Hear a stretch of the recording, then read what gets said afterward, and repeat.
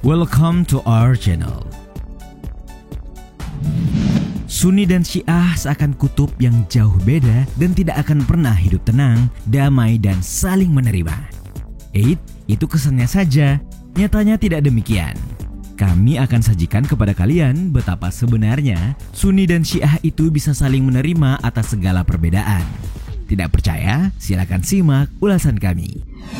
Tapi sebelum lanjut, kami ingatkan kembali untuk subscribe channel ini dan aktifkan lonceng notifikasi kamu untuk mendapatkan video edukatif dari Data Fakta.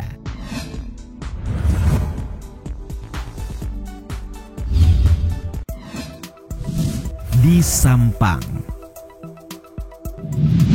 Kalian tahu kalau di Sampang, Madura pada tahun 2011 ada konflik antara Sunni dan Syiah di sana.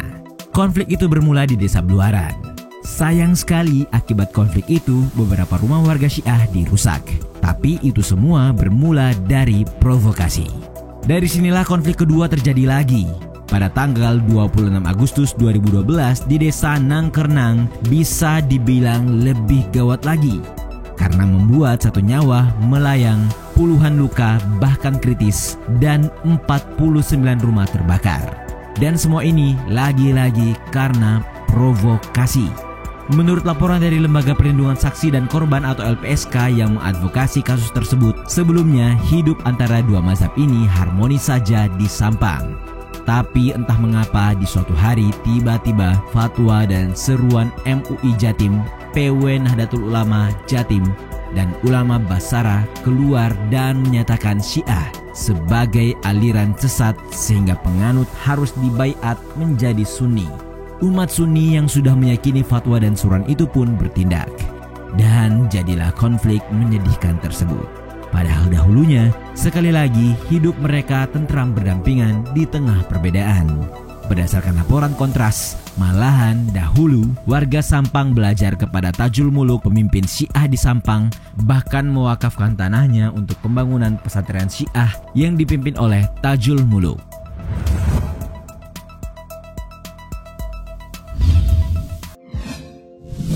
Akur di Saudi. Ada yang bilang kalau Arab Saudi merupakan penentang utama ajaran Syiah. Ya, ini tidak salah. Kenyataannya memang demikianlah. Tapi ternyata ada fakta yang tidak muncul di permukaan terkait Syiah di negara kelahiran Nabi Muhammad SAW ini. Kalian harus tahu nih, kalau berdasarkan laporan riset dari Sumanto Al-Qurtubi di Arab Saudi, banyak orang Sunni dan Syiah yang hidup baik-baik saja, akur tentram saja. Sumanto Al-Qurtubi melaporkan bahwa banyak ruang publik seperti pasar tradisional dan restoran lokal menjadi tempat berkumpulnya warga Sunni dan Syiah, baik sebagai penjual maupun sebagai pembeli. Bahkan tidak sedikit katanya dalam sebuah keluarga di mana anggotanya terdiri atas Sunni dan Syiah. Misalnya saja di Provinsi Timur As-Sharqiyah. Wilayah ini dikenal sebagai basis orang Syiah. Tapi nyatanya dalam satu keluarga di dalamnya ada penganut Sunni dan Syiah. Katanya ini karena faktor kesukuan mereka. Mereka berasal dari keluarga besar dalam tanda kutip, suku atau klan yang sama. Begitulah identitas kesukuan atau tribalisme selain etnisitas Arabisme menjadi faktor pemersatu yang bisa menjembatani perbedaan antara Sunni dan Syiah.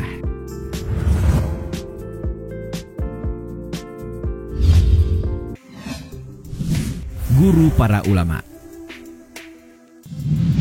Nah, di zaman dahulu kala juga ada kisah yang mengharukan nih terkait relasi Sunni dan Syiah. Sebelumnya kami tanya dulu, ada tidak ya di antara kalian yang pernah dengar nama ulama Ja'far bin Muhammad Al-Baqir? Nah, beliau ini merupakan ulama besar yang lahir dan wafat di Madinah pada tahun 702 hingga tahun 765 Masehi. Nah, kalau beliau ini juga merupakan keturunan Nabi Muhammad SAW dan diketahui sebagai pendiri mazhab Ja'fari atau Itsna Asyariyah atau 12 imam dalam Syiah.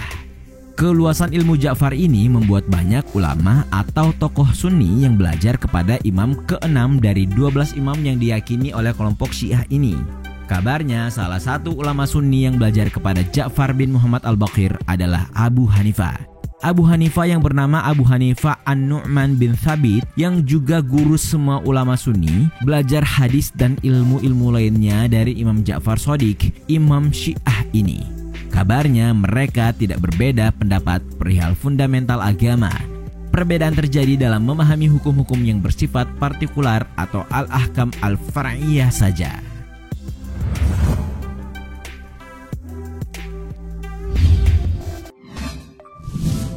Saling belajar. Nah, kalau tadi kita dengar kabar terkait Imam Hanifah, pendiri mazhab Hanafi dalam Sunni yang belajar kepada Ja'far yang Syiah. Nah, sekarang kita akan ulas fakta bahwa ada juga nih ulama Syiah yang belajar ke ulama Sunni. Nah, ulama Syiah yang belajar ke Imam Hanifah ini adalah Zaid bin Ali Zainal Abidin atau yang lebih dikenal dengan nama Imam Zaid yang merupakan putra dari Sayyidina Al-Husain, cucu Nabi Muhammad SAW, putra dari Ali bin Abi Thalib radhiyallahu anha. Perlu kalian ketahui nih kalau Imam Zaid ini merupakan pendiri mazhab Zaidiyah dalam Syiah. Nah, kabarnya nih karena Imam Zaid ini belajarnya sama ulama-ulama Sunni, maka tidak mengherankan kalau di dalam ajaran mazhab Zaidiyah ditemukan banyak hal yang senada dengan ajaran dalam mazhab Syafi'i. Bahkan dalam mazhab Zaidiyah ini, para Syiah mengaku kekhalifaan Abu Bakar radhiyallahu anhu, Umar bin Khattab radhiyallahu anhu, dan Utsman bin Affan radhiyallahu anhu. Kalau kita bisa hidup saling menerima seperti ini, kenapa kita harus bersitegang melulu kan?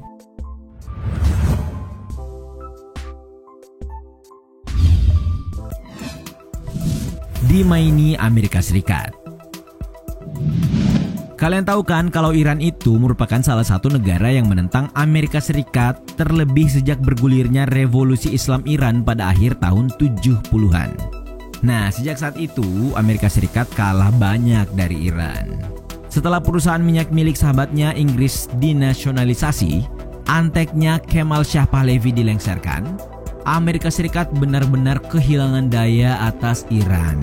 Maka Amerika Serikat pun terus mencari cara agar bisa menaklukkan Iran. Salah satunya dengan penerapan embargo ekonomi atas republik ini. Nah, selain itu, yang juga digencarkan oleh Amerika Serikat adalah isu yang sudah dari dahulu membuat leher umat Islam tegang, yakni terkait perbedaan antara Sunni dan Syiah. Amerika Serikat memberdayakan dengan sangat baik mitra atau sahabat mesranya yakni Arab Saudi yang juga dikenal sebagai patron umat Islam dunia. Maka jadilah wacana anti Syiah yang sebenarnya spiritnya adalah anti Iran semakin ruwet. Sialnya banyak umat yang tersedot dalam masalah beda Sunni dan Syiah ini. Haduh.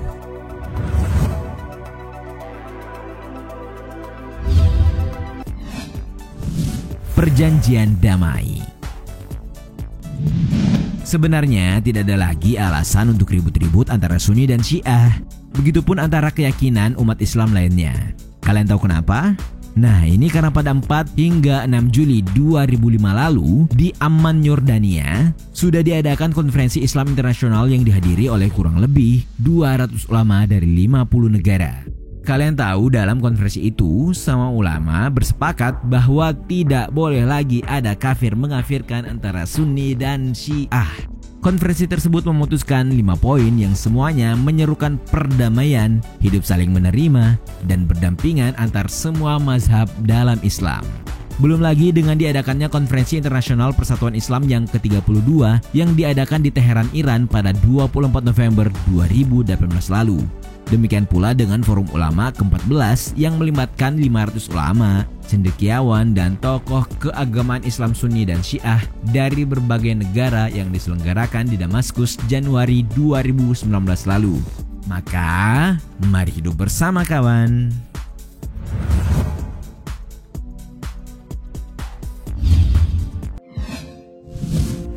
Memang beda.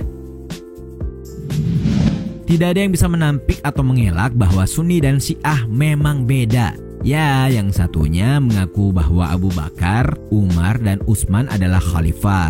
Yang satunya lagi menolak itu dan meyakini bahwa Ali lah yang merupakan keluarga Nabi yang harus menggantikan kepemimpinan Nabi. Tapi, Bukankah beda itu memang niscaya dalam hidup kita sebagai manusia? Bukankah beda itu rahmat Allah? Kalau benar, kenapa sih malah menjadi musibah? Jadi jika beda jadi musibah, tentu manusianya yang salah kan? Atau bagaimana? Apakah kita akan terus berselisih dalam beda? Atau hidup bersama, saling menerima perbedaan yang sudah terjadi sejak Nabi Muhammad SAW baru saja wafat ini? Maka, mari bersatu kawan.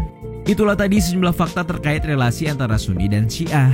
Sekali lagi, kami hanya ingin mendorong perdamaian demi kehidupan Islam yang lebih maju dan lebih tentram. Kamu juga sama kan dengan kami?